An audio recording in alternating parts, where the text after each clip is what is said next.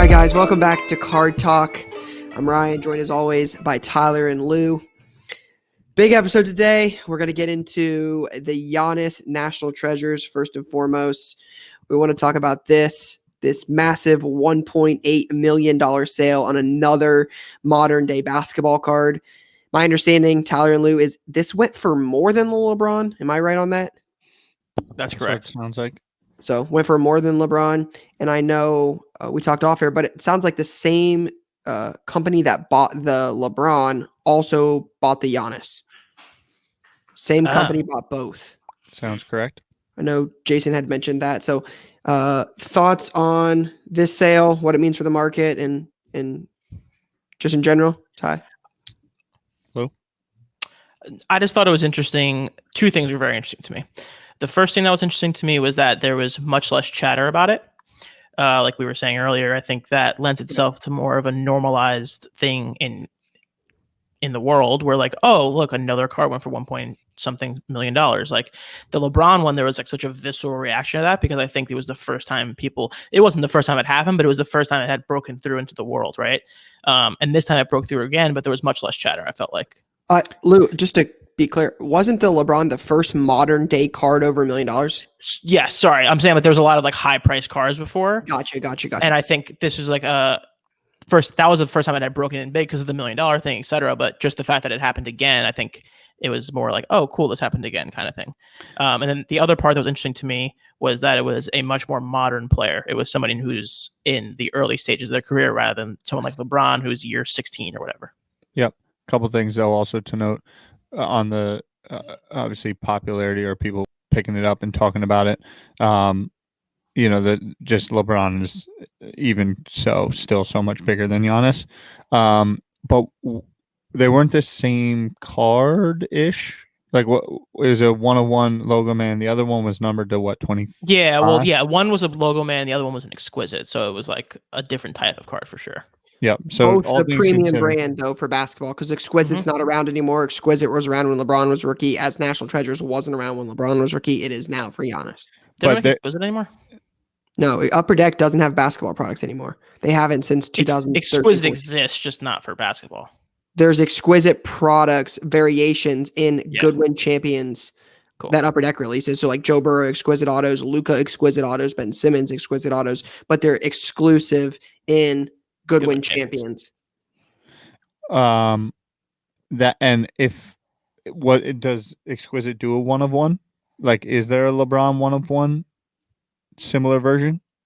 I'm actually not sure I know the answer to that. I would because I all things compared, like I don't think those cards are of equal stature, right? Yeah, the LeBron would.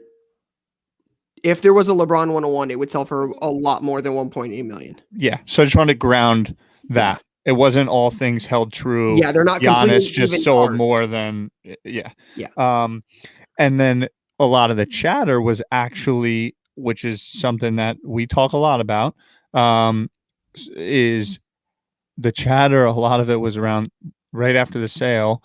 A gentleman came out and said, told a story that I believe it was 2014, might have been 2016. Matt, can you correct me as I'm speaking here, but I believe it was 2014. An individual purchased the card for $7,100 raw, ungraded, received the card, had it in his possession, and it had a slight yellow stain on the front of it, and he returned the card back to the seller. That was much more of 2014. 2014. So 6 years. So what I want to go into that and talk about that for everyone here, again, with what has happened over the last 8 months, the white hot nature, as someone that's sitting on a lot of Mbappe and didn't sell a single one of them when they were 3,000, or is sitting on silver Mbappe and didn't sell a single one when they're at 10,000. Silver's now going around 6,400 and Mbappe base is around 1,000.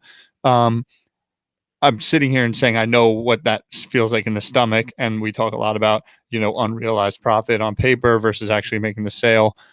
You're talking about 6 years of those values. And so we can get caught up in, 5%, 10%, 20% up, down, left, right, center over an 8-month stretch. But again, the stomach to hold long term versus taking profits off the table. Both fine, but just being in the game and the patience that someone has to. 6 years ago, Giannis was a rookie on the bench. Skinny little twig, 15th international, 15th pick overall, international product. Didn't really know a ton about him. I mean, just, a lot of unknowns. So even so, if you think about right now and extrapolate 6 years out, we've had some conversation around DK Metcalf and players like that, but don't just sit around and be like, oh, I wish I bought that card for $7,100. I should have done that in 2014, but then not put that same thought process into your strategy today. One, that was $7,100 of gambling, of pure gambling, of pure taking a shot. The chances are that Giannis is not going to turn into Giannis. The chances are Mahomes is not going to be Mahomes. Not that is the thing. So if you're sitting back and being like, oh, I wish that I would have bought that in 2014 for $7,100, cool. Yeah. Well, then what are you doing today? How are you deploying in that same matter? And then do you realize that actually you're just gambling on prospects? I don't even know who was the 15th drafted guy in the NBA this year.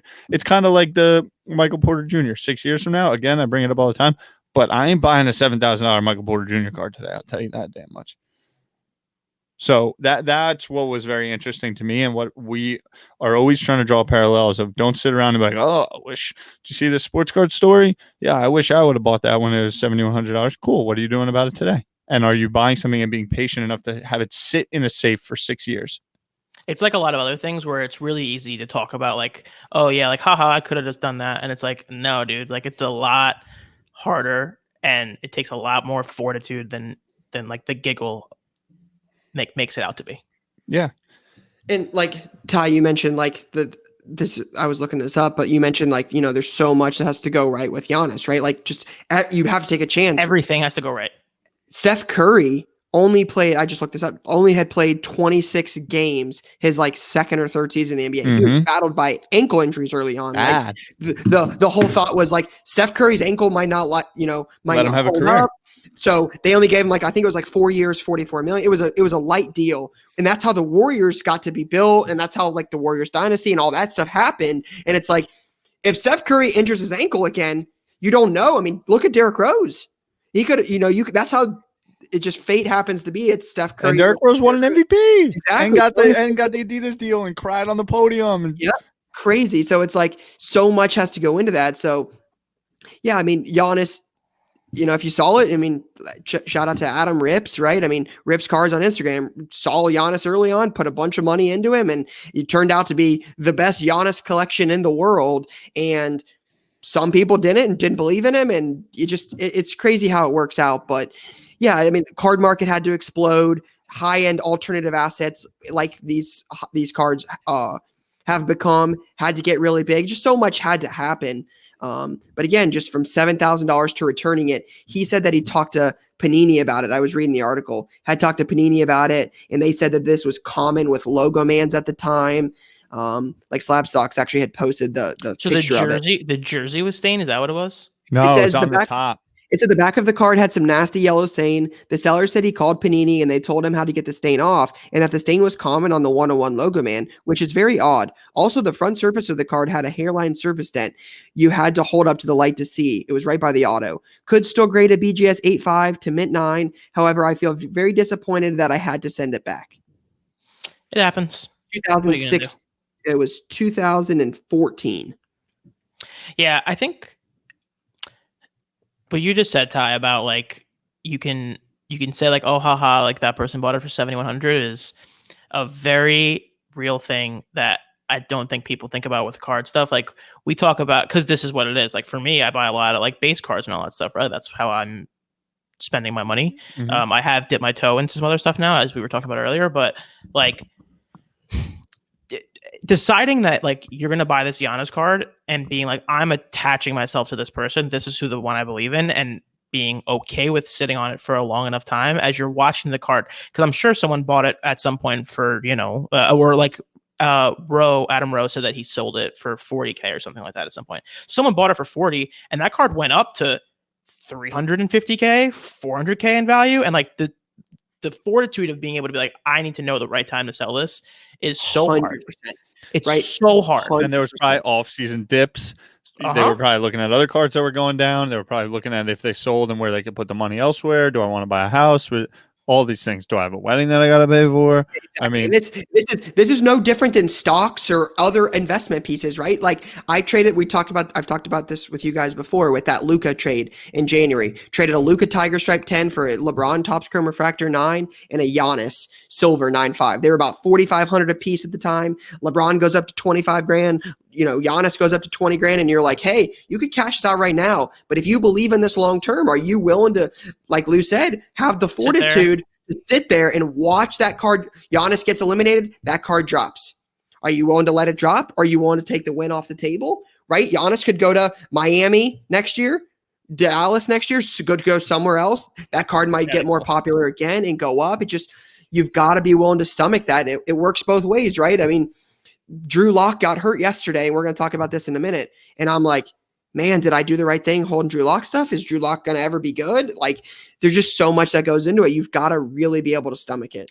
Yeah, and that's the difference between like the buying strategies where it's like, are you flipping or are you buying someone to believe in them for their career?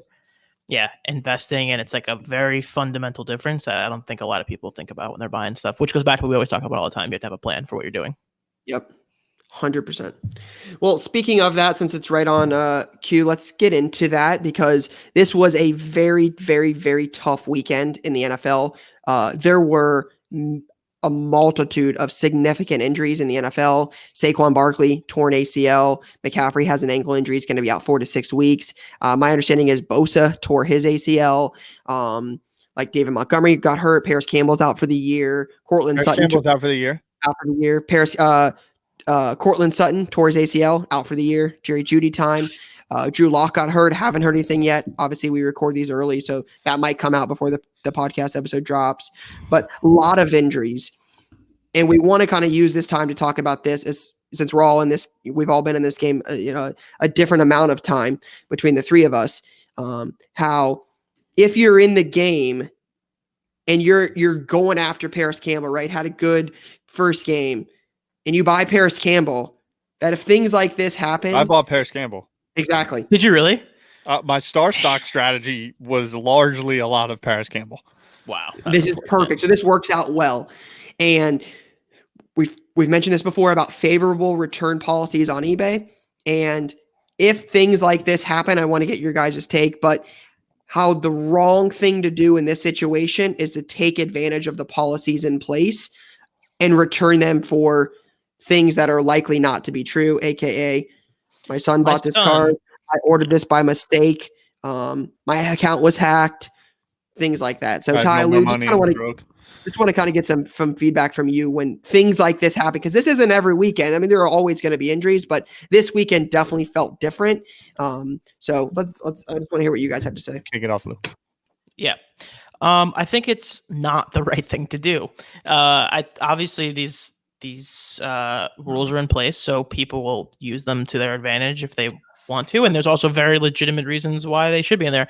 By the way, this is going to be kind of funny, kind of like annoying, but when I was a kid, I was literally, my son had my eBay account and bought things. My dad had an eBay account and we were buying cards back in the day.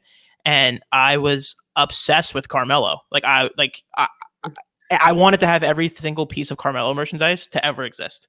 So I had his eBay account, and I went in one night when I had like my hour of computer time, right? And I bought several $1,000s worth of Carmelo Anthony stuff. I had to be like 8 years old, right? And my dad then the next day called my mom freaking out, and he's like, "What is going on here?" So my dad comes to my house, and he's like, or like a week later, he comes to my house when all the stuff arrived, and he's like, "Hey, I ordered all this stuff." I was like, "Oh, no way, blah, blah." And literally, like, I was the literal version of my son got into my eBay account. So I know what that's like. Okay. But what I'm getting at is don't do that. It's not cool. It's bad karma. Like, it's just bad form. So, and again, I think we should clarify on this a little bit, because some people that, if you're newer to the game, might not fully understand this. But a lot of times what you'll see happen is people will return cards claiming things like Lou mentioned, my son bought this card, right? Like, ordered by mistake. My account was hacked. You'll use unethical excuses and lies, essentially, to take advantage of their return policies in place to return cards. So Paris Campbell autos go from, you were buying them at $10. He's going to have a big year. They go to $30. You're like, awesome, great start to the year. These are going to keep going up. And then he, gets hurt and he's out for the year. They're going to go back to $10. They might go to $8. Not being the guy to return them, right? Especially if you bought in at 20, thinking they're going to go to 40. Just that kind of strategy is not one to take in this. Yeah, and there's a lot of different ways to do business and operate. And look, I don't think any of us are saying it's not a tough pill to swallow. Yeah. But at the same time, if you're think about the last 8 months, and if you've had the hottest restaurant in town, like, what are you going to do about it? And I think one of the things is, whether it's if you're making a purchase of a card and not understanding the potential downside that could happen, and if that puts you in a position where then you need to trade on your reputation to save yourself, it might not be the right thing to do. And if you want to be longstanding within the hobby, but to the point of, okay, it's a hobby thing and people can jump to industry, con people, fool people, I'm in, I'm out, on thing to the next. But those habits just become real things. And it's, if you're going to, cancel a transaction off of an injury to save $20, that's the price you're willing to put on your reputation. Yeah. And that same behavior is going to show up again somewhere down the line, and you're the only one to be faulted for it. And when you buy Tesla stock and it drops after a split, you're not going to return your Tesla stock the next day and tell Elon Musk, hey man, my kid got this by mistake. Like, you're stuck with the Tesla stock. That's how this works. Again, eBay has forgiving policies to allow buyers to return things. Everyone does, by the way. And sure, to be honest, they kind of should. Like, I understand from all perspectives of why the policy is what it is. It's just an honor policy. Like, just don't be that guy. Yeah, don't be the bad person. And if the downside is so possible that it puts you in a situation where you're out, then you need to rethink that strategy. And if it's another thing is football, again, let's have the conversation. Much more likely to get injured in football than you are other sports. So if it's, hey, I need 10, 15 bucks here or there at scale to change the course of my life, then maybe go do it at shows so you don't catch yourself doing that, because you're not going to be able to return something after you buy it at a show. To hold on your own habits. Or don't do football. Soccer, less injuries, stuff could happen still. Basketball, less injuries, stuff could happen still. So there's other ways. If the response to what we've just walked through is, hey, well, guess what? I don't have any money, and I've stumbled upon this hobby as a way to potentially build the foundation to my future success in money. And I get that when you're desperate, certain things need to happen. But again, life will be long and play itself out. And if you start to use those behaviors, they will trickle elsewhere. And if you want to go from having no money to building a big business or finding success, those shortcuts will show up later down the road. Yeah. And I also think just one quick thing. The other side of that coin is, if you are now buying cards, right? Like, let's say you bought Luka for, 1,800. No, this is what I'm getting at. If you bought Luka for 1,000 and then you sold one at the peak for 1,900, and then they get eliminated, and then the person who bought your car for 1,900 returned it, that's going to feel really bad. And so it's the same thing on a smaller scale with a Paris Campbell, but it's the same exact thing. So if you don't want that happening to you, you shouldn't be doing it. Yeah. And Ty, you bring up a good point. When you talk about the injury, right? If you do this long enough, somebody, and you're buying more than one person, the chances are really high a guy you have money in is going to get hurt. That's just the name of the game, right? I think what we've forgotten is how the last 8 months have been so good that that's not really a business. People make money in business and they lose money in business. And it's only been wins the last 8 months. But for it to be a business, people have to lose money. And if you want to make returns with no downside, then put it in a savings account and make 1.3% at scale. Which is fine too, by the way. Yeah, it's just like when you do this, like not everything you buy is going to go up. You just have to win more than you lose. So if you bought, Kyler Murray, Russell Wilson, Mahomes, and Paris Campbell, not that you'd buy that guy with those three others, but regardless, if that's how the case worked out, or even if it was Barkley, right? You've got some other guys that you're going to win on. There's a good chance those wins are going to outweigh the loss on Barkley or Paris Campbell. So just something to keep in mind that, again, if every time somebody got hurt, your just first thought is, I'm going to take advantage of this return. I'm going to return this. I'm going to do the wrong thing. It doesn't bode well for you long-term in this business where reputation is everything. So just Joe Burrow looks damn good. The Bengals don't look good, but Joe Burrow. They don't, but he looks good. Like he's had him in 2 games that they probably wouldn't be in otherwise. Kyler Murray looks insane. And Michael Vick said he's righty Vic, and I'm like, damn, that's so true. Yo, it's kind of true. Like when he it's super true, my man, yeah. Like, yeah. We weren't gonna do football talk today, but I just for my personal thing, the Jets had a 4th and 7, down by 3 scores, and they kicked a field goal to keep it to 3 scores. Yeah. And then wait. And then today, the response was, yeah, we don't have any good plays to run on 4th and 7. Yeah, I mean, it's all time bad. It is all. What does that even mean? That was the worst. I mean, serious question. And watch the 3rd and 31 with 20% confidence that they were going to convert. Tyler Lue, who gets fired first? Dan Quinn after blowing another 20-point lead. Adam Gase because the Jets are awful, or Matt Patricia. Who gets fired first? It should be the Falcons coach because they, I believe, have the talent. The Lions, Super Bowl like 5 minutes ago too. Yeah, I think the thing about the Jets is like you find the coach and doing what? Chris Hogan was the number 1 option. The Jets don't fire coaches in season historically, so like. But what are you getting out of that? They have nobody on that team. That team is abysmally bad, and I don't think the Lions, as much as Stafford's a great fantasy quarterback, you're not winning anything with Stafford. They need to redo the whole franchise. Besides Darnold and Bell, who are the top 2 players on the Jets? Becton. Yeah, Mekhi the Becton's rookie lineman. He's Ryan. He's an animal. He's an animal. I know the humongous. He's huge. Yeah, it makes me. It's good because it's like good. He's a potentially generational talent. Okay, who else besides those 3 guys? You said behind Bell and Darnold.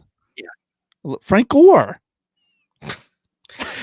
Oldest running back in the history of starting running back in the history of the NFL. You guys got it's bad.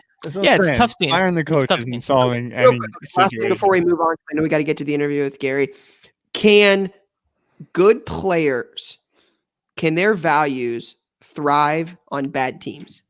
In the NFL? Yeah. Quarterbacks can. So this is what I'll say. If you want to make maybe short-term flips. There you go. Quick. Long-term, it won't work. That's what I'm saying. It won't work. And that's why we sit here. And who are the 2 guys I wish I was sitting on? Aaron Rodgers and Russell Wilson. I don't think that's true, win. By the way. Well, I don't think the short-term thing is true. Why are you saying that? Because you think that like quarterbacks stay on their bad teams forever? I don't think that's going to be the thing anymore. I think there's still. I think come up with a new. No. What do you mean? I think there's just way more player movement happening in the NFL than ever before. Fair. So I think there's more opportunity for, this is my worst nightmare, but there's a very real situation where Sam leaves after his contract ends and he goes to, the Saints after Drew Brees retires. Yeah, the Patriots. That's my nightmare. That's my actual nightmare. The ceiling of that situation is like Kirk Cousins. No, it's not. It's Drew Brees. Drew Brees is the actual ceiling of that situation. Yeah, that's fair-ish. He's like a top 10 quarterback. Yeah, but Drew Brees, didn't he leave when didn't he have rotator cuff surgery and was like down and out? Yeah, but I'm just talking about like a quarterback going from one team to the other. The situation is different, but the principle is the same. Thank you. I'm correct. Let's move on. I disagree with this. Stafford is a prime example of being good on a bad team long term. Yeah, guy's a bum. Stafford's not terrible. They're just terrible. He's not a bum. He's a nice guy. Serious question. Stafford a Hall of Famer? No. If he wins something, Really? You don't think just with the numbers alone? no. I don't think Marino so. never won anything. Dan Marino's like a top 5 quarterback ever. And Stafford's not is a top 5 quarterback, but I'm not saying he is or he isn't. I'm just more curious. You I think think for if sure. if Stafford wins some meaningful games, his narrative changes quick. I don't They're think not he'll gonna ever win a meaningful game. Yeah. No shot. The Lions are low key like Lions and Jets are going to be Naked. battling for the number 1 pick. Hopefully we win it. And to the interview. All right. After the break, we're going to interview Gary V, chat with him about all things cards. We're not going to waste any time in terms of introduction, I would say, other than that it is as someone that has now known Gary for 6-7 years and is the single reason I have interest in cards and is sitting here. Thank you for taking the time and coming on. Lou, thank you for helping us set this up and book this. And Ryan, you are the man, and we met about 1.5 years ago at National. And now we're all here together recording this podcast. And I think we're just going to have a free, open flowing conversation. But I want to kick it off simply because I think a lot of the people that have either been listening for now 12 episodes have seen an incredibly, if they bought on day one of us recording this, they purchased and things have gone up incredibly and now have come back down a bit. And would like to get your perspective on, we talk a lot about patience and long-term nature of perspective, but your thoughts on this recent downturn in terms of pricing and the market. And if you're sitting on cards that you purchased at, say, a peak, how to stomach that and your thoughts of navigating those waters. Well, first of all, it's great to be on the show. And thank you for having me. Ryan, you are doing a great job carrying these two That's lovely so boys. true. So true. So Lou, Tyler, you have the great, that's ridiculous. You have the luxury of knowing all truths. So when people are like, Gary, you pumps and dumps, you laugh because I haven't sold a single card outside of the National, and all the other things. So what you two gentlemen know that everybody's about to find out is for the last 3.5 weeks, between my kids going back to school in a COVID world, between VaynerX exploding, and Lou, you know this a little bit better than Tyler because your positions at this point, like every meeting's like a fucking gangbuster, like set up for 2021, and that is my responsibility. Between the Jets completely pissing me off and putting me into a coma, and me not literally leaving our sports card thread because I didn't want to see any sports reference after the Bills game. What you gentlemen know is I've been quiet for the last 3 weeks on cards. And even Ryan may know that because, what I'm focused on tends to manifest in my content. This reminds me of when all those were like, Gary V fucking asshole left the hobby. I'm like, it's COVID. I'm trying to save jobs and trying to raise money for charity right now. So, the timing's funny in that, like, it coincided with like the recorrection in certain areas. Again, Tyler, Lou, you know this. I want the whole audience to know this transparency. I think I even 4 days ago went into our thread and was like, so what's the update? Like, what's really, really down? What's kind of down? Like, I'm coming into this show at the worst possible time for me because I'm the most checked out I've been for probably 4 or 5 months over the last 3 weeks.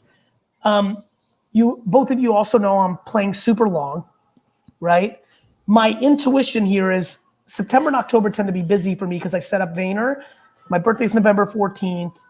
Thanksgiving. I think somewhere here in the next 4 to 5 weeks, 7 weeks, I'm going to be super pumped because I'm going to wake up, and again, Lou's going to know immediately because my eBay's going to be crazy. And I'm like, Lou, can you check out the cart? Like, I'm going to look up and be like, wait a minute, all this vintage basketball is this price now? Wait a minute, Giannis. I mean, I have common sense. I know that the Bucks fucking shit the bed, so I can't imagine Giannis is doing remarkable. So like, I'm pretty excited about loading up on him, just trying to figure out what, is the right time to buy. I think this is normal behavior. Like even Tesla and Apple and Facebook, like I bought a bunch of Facebook before it went IPO. It opened at 40. I bought it at 30. Then I bought a shitload at 19. Then I bought a shitload at 71. Then I bought a shitload at 136. I'm in long. I'm here long. Alexis Ohanan, literally 40 seconds before I go on this, I'm looking at my Twitter, transitioning for meetings. Alexis Ohanan just tweets out the Giannis RPA, logo man. Like, that's the founder of Reddit, culturally relevant, Serena's husband. Like, it's going to be a game of forever. Oh, by the way, what I've said the entire time when I got back in a little loud, this will ebb and flow, ups and downs, left and right. The problem is, and by the way, I expect some credit here from Lou, because I only want Lou's credit.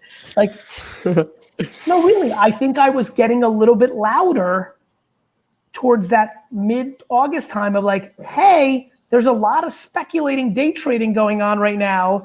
Like, and like, you know, like it's just common sense. The NBA was ripping. It's going to go into off season. Like, yeah, and players are going to lose. And Relevancy will matter. And Kawhi and Luka and is not going to be in the playoffs. Like LeBron, somebody was not going to be left.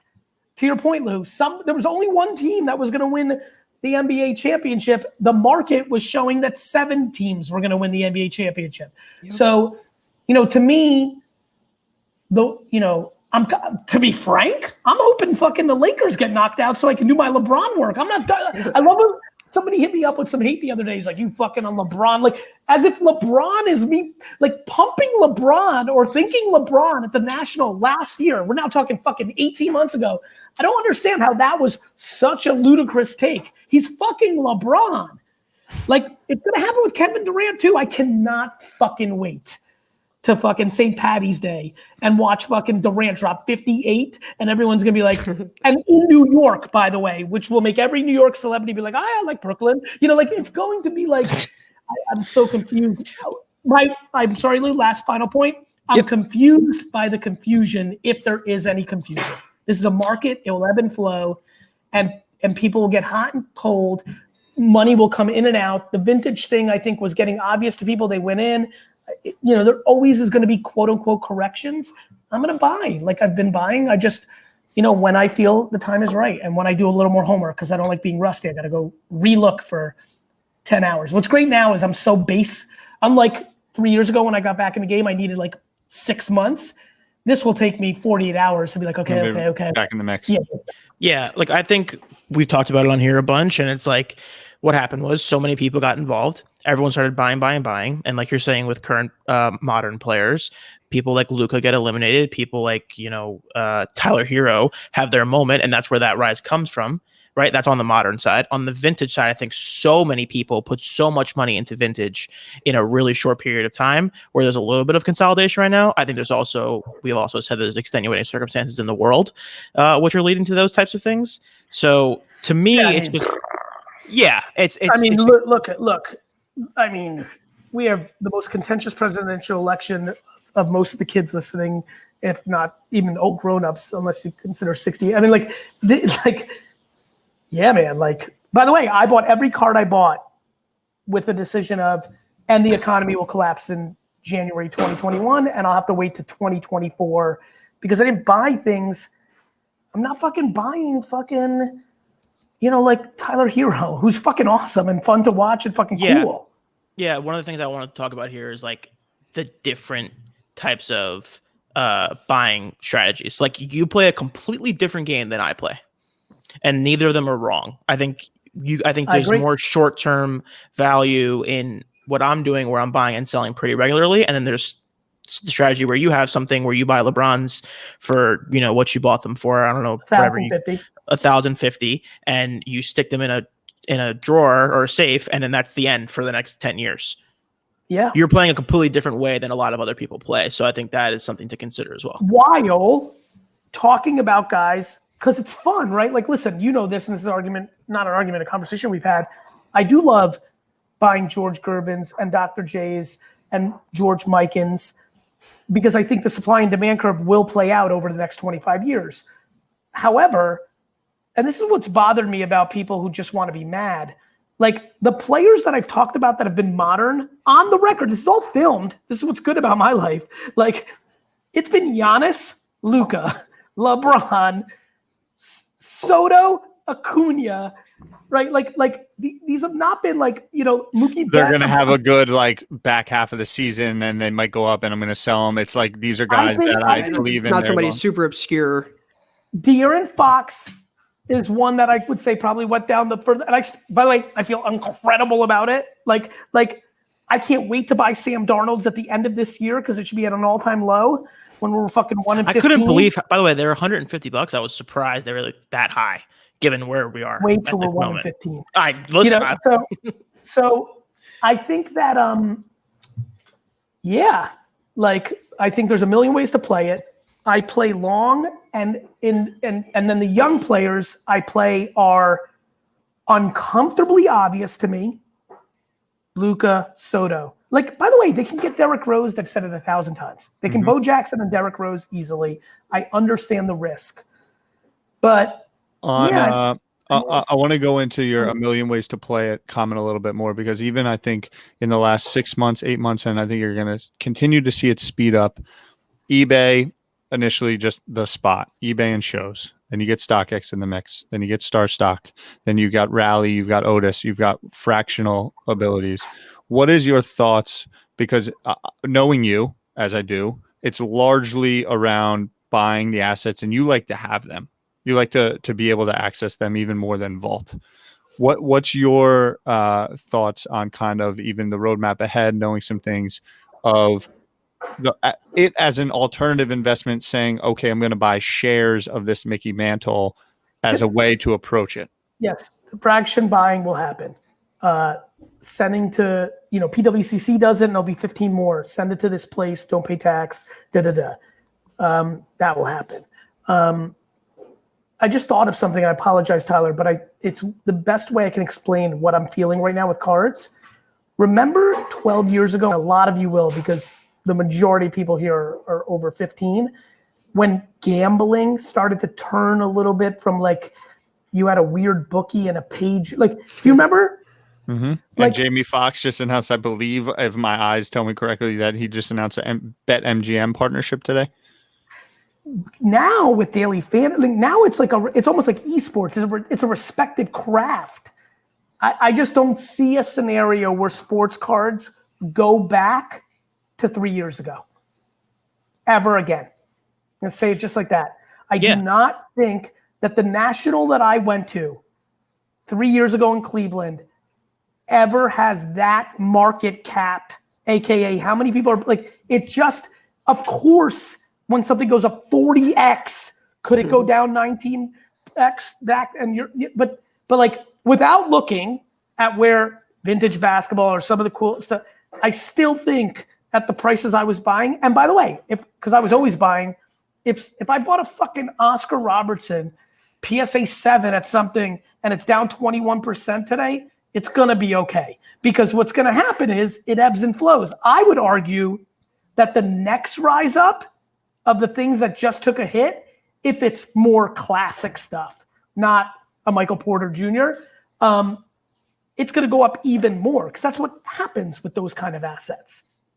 Yeah, something that's one of the really good things I've seen in the last few months is like much more analytical and analytical and like showing those ebbs and flows and how it's happened in the last couple of years. That's Slab was great for that. House of Jordan, Chris at House of Jordan has been great for that as well, because he's literally posting like, yo, it went like this.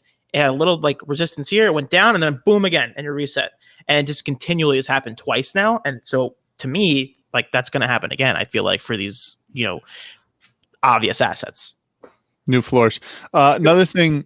Sorry, Rye, you go. Get in there. I want to step in here because Gary, you mentioned like the card market won't go down to 3 years ago when we were at the National. Totally agree with that. But a lot of questions I've gotten in shop. That doesn't mean individual cards won't. Just the whole market. Correct. The macro, right? Like I actually think a stunning percentage, call it 90% of the cards that are current will go down well below what they are now, because they're going to end up becoming, guys, Ray Allen's and Chris. Do you know how good Chris Bosh is all time? Mm-hmm. Like, he's very likely going to be better than the majority of, than Jaren Jackson Jr. That is likely. Even though I'm a huge Jaren Jackson Jr. fan, by the way. But I don't think people understand how cards work. And here comes Lonzo, right? Yeah. Excuse me, here comes LaMelo. And don't let LaMelo drop 41 opening night, because people won't know how to spell Zion. It's just people get hot. Go ahead, Ryan. Ryan, you're young. You've been in this long enough. You've already seen it. 100%. But where the Michael Vick cards at? Yep. Like where the fucking like people just get hot on what's new. It's real. Yeah, and you have to become top 50 for it to work out, or it doesn't. Absolutely.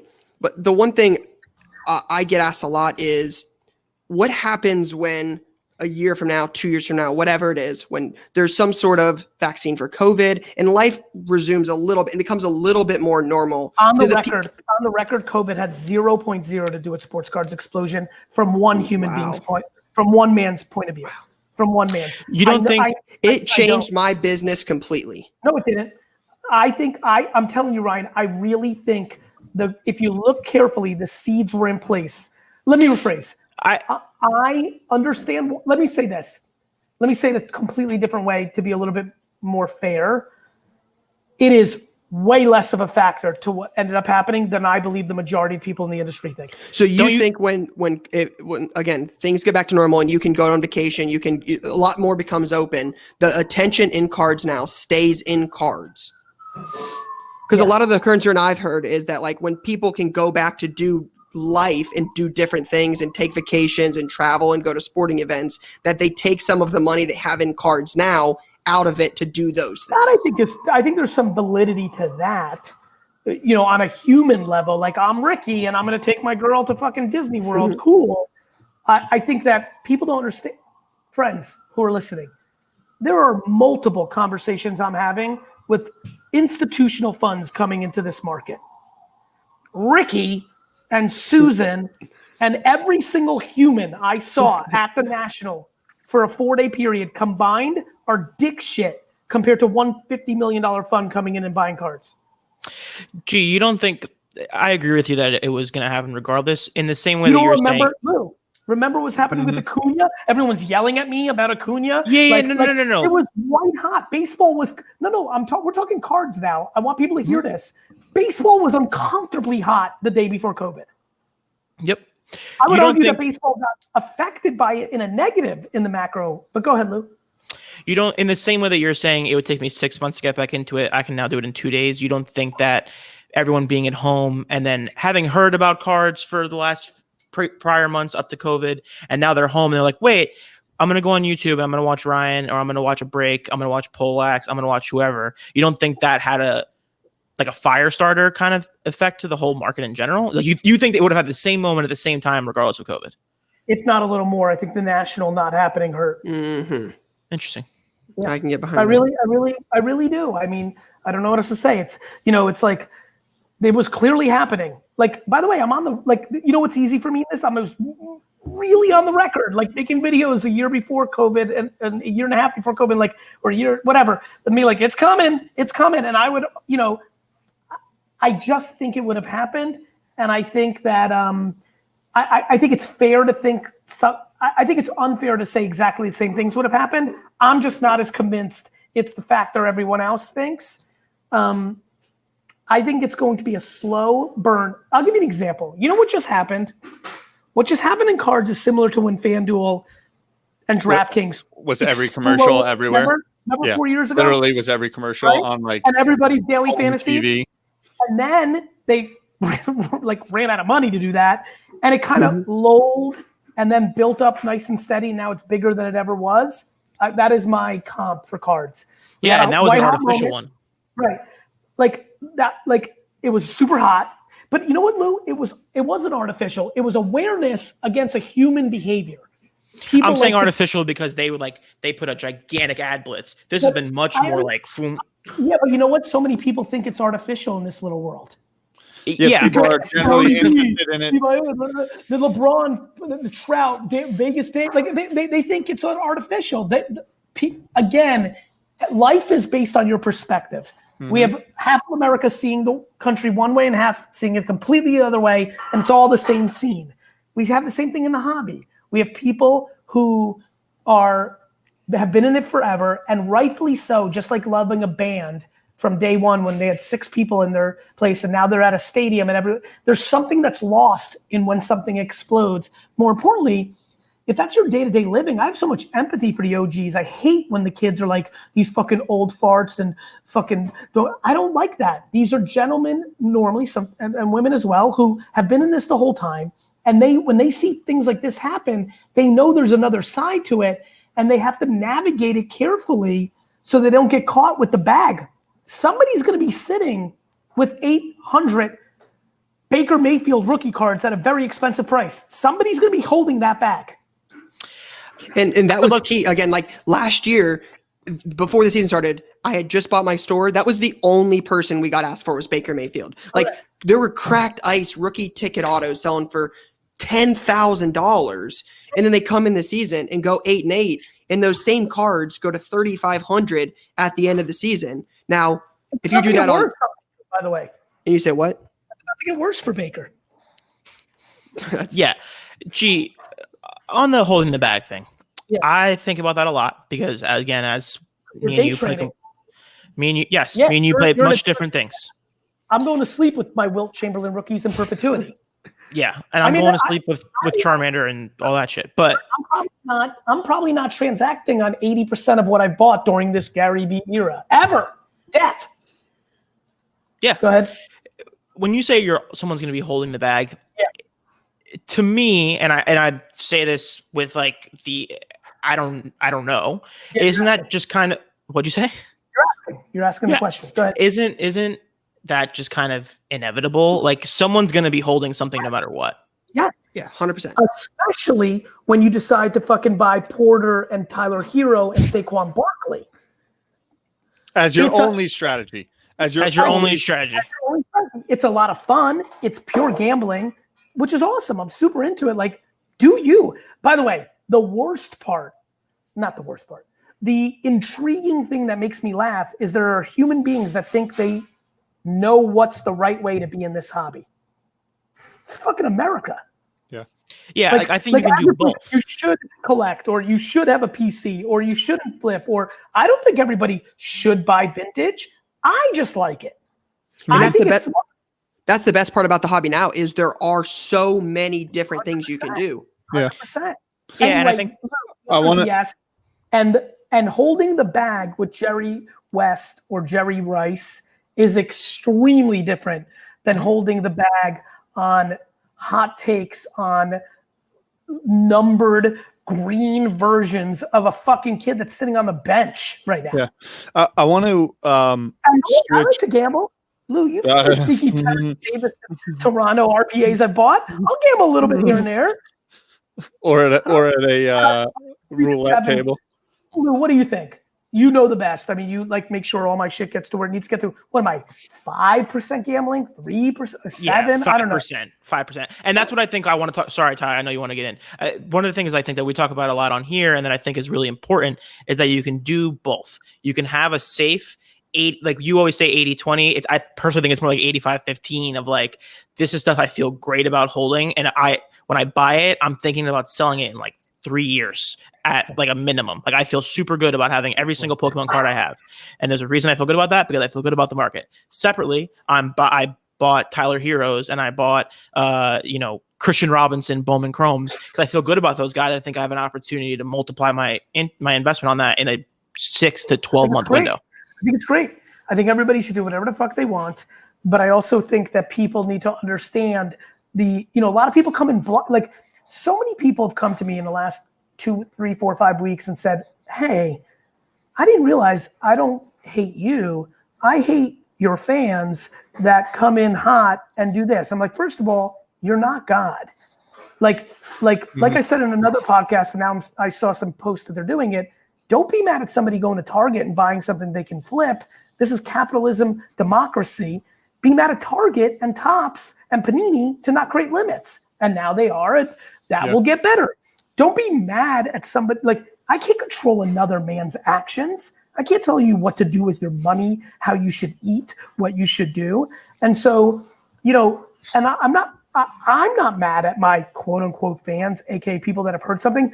I just want to over-educate them because I'm also scared that they hear cards are going up and they go and buy fucking wax and open it all and think like, here we go. Or they buy 800 Tyler. And by the way, I hope Tyler Hero sticks it to me and hits Game 7's fucking 40-footer and just goes through the roof.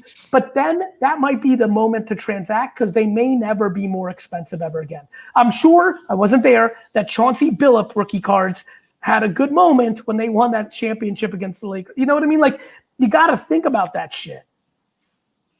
Yeah. Yep. Before we go, real quick, I know you have to jump, and I'm going to hopefully get 45 seconds from you. You're gonna get it, and I'm going to try to get us a couple of minutes. Because this, to me, has been, and it's a little bit of a switch gear, but I've been around you for long enough, and why I love this so much, and what other people, when I walk out with my friends or family or what have you, and I speak about these things, and it gets confusing, but before I ever bought a single card, you were telling the story about how when you were a kid, you used to have all the money in your pocket, and what being in this hobby taught you as a businessman. And I think you're still a bit of an enigma in the sense of how can he wear a hat on Good Morning America, or how can he curse and be in a boardroom, or this or that or the other thing. And the fact of being in the game and the reps, and also the perception of if you're good at something, a lot of people are going to tell you it's by accident, but it'll never work in the real world. Okay, I get that you're good at video games, but cool, you're going to have to get a real job. Can you talk a little bit about the awareness of even Aaron, all the people that we've met, Ryan, is what an outsider point of view, or your mom or your aunt or uncle who might say, yes, that's cute that you made $10,000, but you still have to go to college. Yes. How did you start to understand that pretty much running the parallel of I'm good at this, I can extract the value as to why, the self-awareness, and apply it in other areas, because there are seemingly truths across all business and life and the way you treat people in general, coming off our last conversation, don't be a dick and cancel your eBay stuff. That aspect of, there's a lot of people right now that are probably making a lot of money in their bedroom, yet afraid to talk to their family about it, and or are doing things because, yes, but that's not real life. Great question. And I just want to extract that from you a little bit for people. The stunning amount of things that people are learning right now in this collective hobby, business, investment is so fun for me to watch. Like, literally watching some of the youngsters I interact with, some of the OGs I interact with, marketers from big companies that are coming in that are learning things that they're going to apply to big companies. The sheer macro learning that I see going on is so enjoyable, Tyler. And look, that's a very specific question, because you've been able to really understand, like, oh shit. And by the way, that's the way I'm navigating through this whole world. And that oh shit is, the rules are actually not the rules. The game is not the game that we were all taught is the game. I play outside the vortex. I have no clue what the fuck the Matrix movies are about, since I haven't seen them, but I feel like I play outside of conventional wisdom. And I think that's helped me. And I think the reason I'm successful in it is I stay in my pocket. I know attention. I know consumer behavior. I know humans' interests. I know how they're mapped. I know what they get into. I watch. I put in work. Like, again, it's so fun to do this with you too, because you watched the year of plotting before all this happened. You two saw everything that led up to the day Ryan first heard about me. You know what I mean? You saw the work, the execution, the conviction that neither of you, even though you knew me and I had real wins on the board in life, couldn't fully get there to, because it wasn't easy to see. You know, I think that here's what I would say to everybody. Happiness as a KPI of success is a really good idea. I think a lot of you listening right now who've got 28K in cash under your bed, or 57K in your PayPal, or whatever the fuck it is, and you're convincing yourself you can't do this forever, or you can't open a card store, or you can't do that. You're wrong, comma, it doesn't matter. Like, go ahead, Ryan. So Gary, before you go, this is let me answer this first thought, Ryan, because I think if I don't finish it, it might be confusing. It doesn't matter, because if the next day you decide it's right for you to go to Wall Street or start a business or go into hot dogs or go to business school, then good for you. There are no rules. But that also means that you can do this forever or until you don't like it anymore. I have no concern of something big happening in our business world. And again, Tyler, Lou, you guys know all the millions of things. You all both know that I have 73 things that are on third base that if one of them decides to go to home plate, it's going to be like an 18-month sabbatical, right? Because they're big things, they're cool things, it's awesome things. And I feel this unbelievable concern that I left the hobby and I fucked everybody, and equally no concern. I can't live based on perception or people's judgment with no context of my real life. The end. Yeah. Ryan? So Gary, I just wanted to say, nor should anybody who's listening. If you live your life for your mom, decide to go into business school instead of doing cards, and cards plays out the way I think it's going to play out, which is forever in perpetuity, and you wake up at 39 and be like, wait a minute, I could have had a blast and probably made a lot more money in these last 21 years, but I listened to my mom, you're going to end up resenting your mom. Don't do that. Kids think if they don't listen to their parents, they're fucking them now. They're actually fucking them if they do listen to their parents, because resentment grows. And then they take it out for the next 50 years of the relationship. Right? Yeah, and before you go, Ryan, what really is in my head a lot of like tech class, all the kids that loved when they first got on the Apple computer making images, or editing a quick video. But it was always just that random little thing that they enjoyed doing, and didn't realize that, oh shit, they could now like be the D-Rock or a graphic designer at a major company, and how those things play out. And it's just something, the artist never really thinks it's something real, because to everyone else, it's not. and Tyler, that's where this point is going. So in 2016, I had a corporate job, right? Was making good money, was going to school, two screen computers, one work, one Gary V. And that's how I found out about you guys, right? And I audited my time, right? Can't complain about your job and go home and watch Kardashians all day. So I busted my ass, right? Working late nights, hustling, right? Like, watch the content. One life, like, you don't want to resent your parents later. Like, everybody, I heard it all the time. Like, hey, this isn't a real job, right? Like, cool, you made 10 grand on this one deal, but like, that's cool. That's a hobby. Go get a real job. And I didn't want to. And I busted my ass. And in 2018, I quit my job to do this.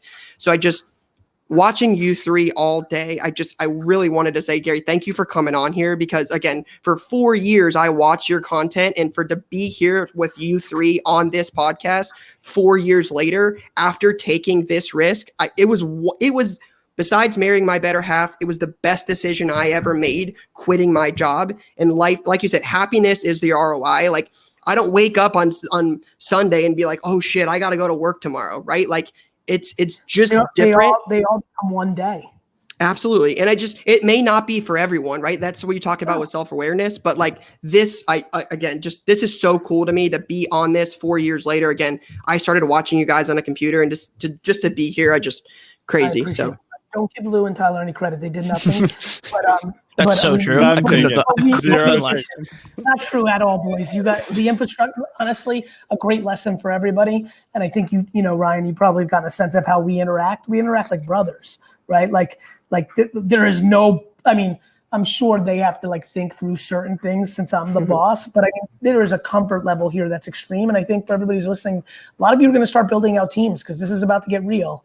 And don't be a big shot. Like, treat people good.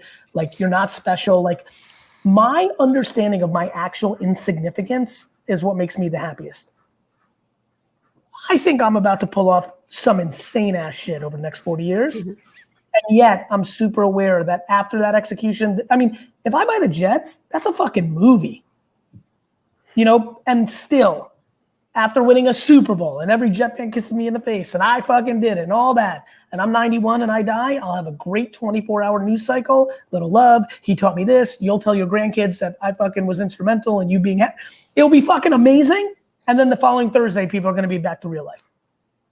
And I think I'm stunned by watching some of the youngsters in cards that I've watched go from nothing to a little following, zero money to a little money, and actually already starting to act like they're somebody. So for final parting shots, fucking wake up.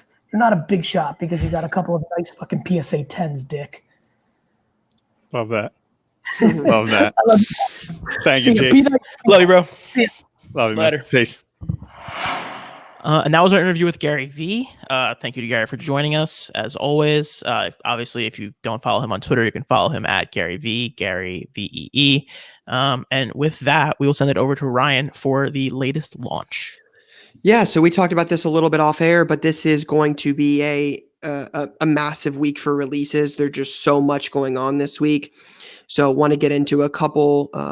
We'll mention them all, but just kind of take a deeper look at a few of them. So this week we've got TriStar Hidden Treasures Game Day Greats autographed jerseys. For those that aren't familiar with this is just basically a one signed jersey in a box. They're typically somewhere around $160, $170. You get one random autographed jersey. There'll be a couple headliners in the product that you're looking for, really. Then you've got Pete Rose Charlie Hustle Edition baseball blaster boxes. This is actually the second time Leafs ever done this. This happened in 2011, but basically every blaster box had a Pete Rose autograph. So it was like, oh, cool, that's awesome. Pete Rose auto, these are going to be awesome. Like, except they're not. And you can buy the Pete Rose autographs from this product, 9 years ago for like $12. So wait a second. Cool idea, but everyone had an auto back in 2011 and it just crushed the product, right? Supply and demand. There's a lot of them. Demand wasn't that crazy. And then we've got Mosaic No Huddle comes out Friday. So if you're familiar with the basketball, that's like fast break in basketball. Just a different play on the hobby box where you're not getting quite the same thing. It's a little bit of a lesser type parallel. You're going to have disco refractors versus, your base stuff. So a slightly different parallel. But some of the bigger releases, actually one more, Chronicles Baseball. Again, Chronicles is a product we really like for basketball, football. The only difference is with baseball is it's not licensed, right? Panini doesn't have the baseball licensing. That's owned by Topps. So they will be some really cool cards without player logos on the jerseys. So something to keep in mind there. But some of our bigger releases this week, we've got really three we want to hit on.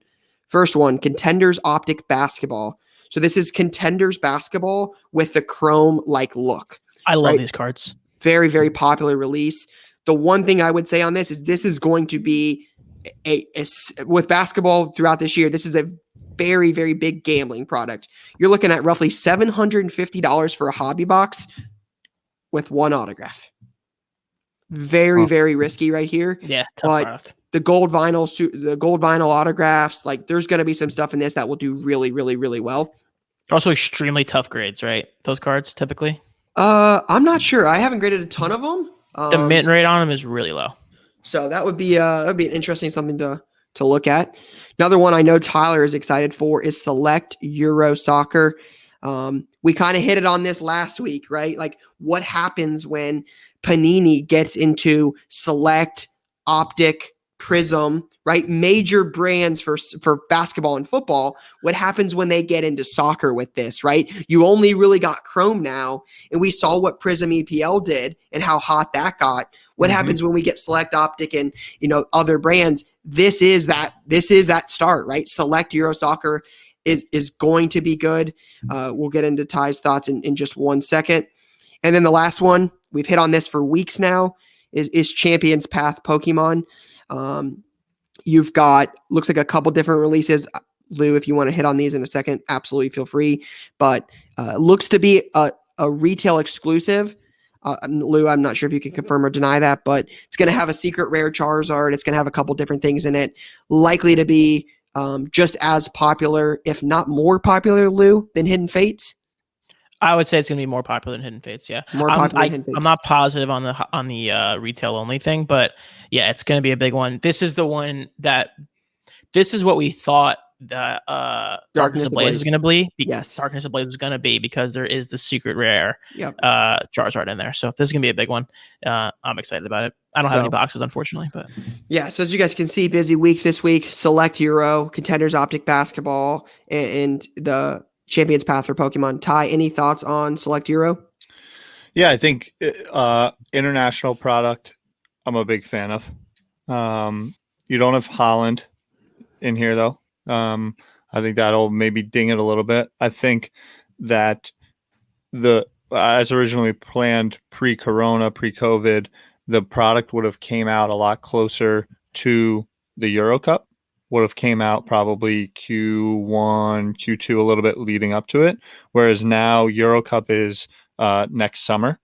So it's coming out roughly 9 months ahead. So I do think you'll see a similar a la the Prism EPL, like Yep. kind of a late pop to it. But also when that first started coming out, there wasn't the same juice around soccer. There wasn't the same juice around just in general, breaking culture. So I think you've got Mbappe Select, which is going to be a big card. You've got Felix. I'm taking a look right now at some of the There's a Sancho in there, right? the autos. Yeah, there's some sweet Sancho. There's like zebra. There's some zebra Sanchos. My question was, if Sancho has a big Euro, does this kind of become the Prism World Cup for Mbappe? You know what I'm talking about? Like that correlation? Yeah, like first Euro Cup type thing. I don't think Euro Cup holds the juice, but I do think there's some beautiful cards. But he's had an optic for in an English kit. So I don't know if it goes there, but people have also liked the Select product a lot. In general, you've got product that has Ronaldo autograph on it. Bale. What do they call field levels? I was just thinking that. I was going to say pitch level. I was going to say level. They're just field levels. Interesting. They should call it pitch Because level. in basketball, it's court side. Yeah. Yeah, it's still field level. And that was what I was going to say, Ty, as you mentioned, you're not sure about the Sancho. I think that set has the potential to do well for a lot of these guys as being one of their top rookie cards because of the limited print run on the field level type stuff. Those rookies, especially the silvers, have some real potential here.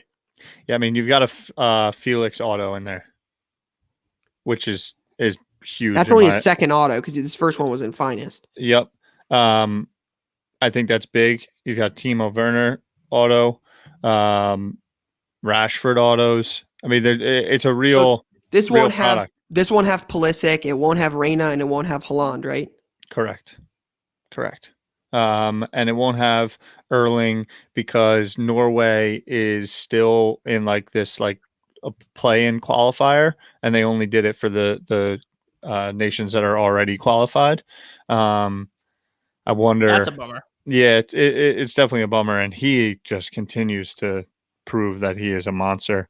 You've got Timo Werner relic. You got an Mbappe relic. It looks like. Yeah, I mean, in general, the culture around the soccer card stuff with Castro. I mean, I imagine he'll be breaking this product big time. So I'm pumped. I'm going to be picking up a couple of these, both to rip and sit on myself for sure. Yeah, I think this will be a big release for product, like we said, with so many other products come out, Chronicles, the TriStar Greats, just a couple different things, and then some of these bigger ones. This definitely is going to be a big week for releases. So exciting to see what happens next week. We'll talk about it on the episode, see how Select Euro does this weekend, Champions Path. Lou, what's up? Real quick, there's no Holland in this, you were saying? Are you seeing it? There's an auto in it.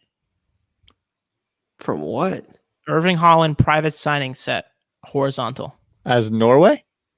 As Borussia Dortmund. It's an international thing. This is Select Euro. Private signings. Manchester United. David Beckham and Haaland? Yeah, is it a duel? No. It's 4 different cards. How does that? That's fire.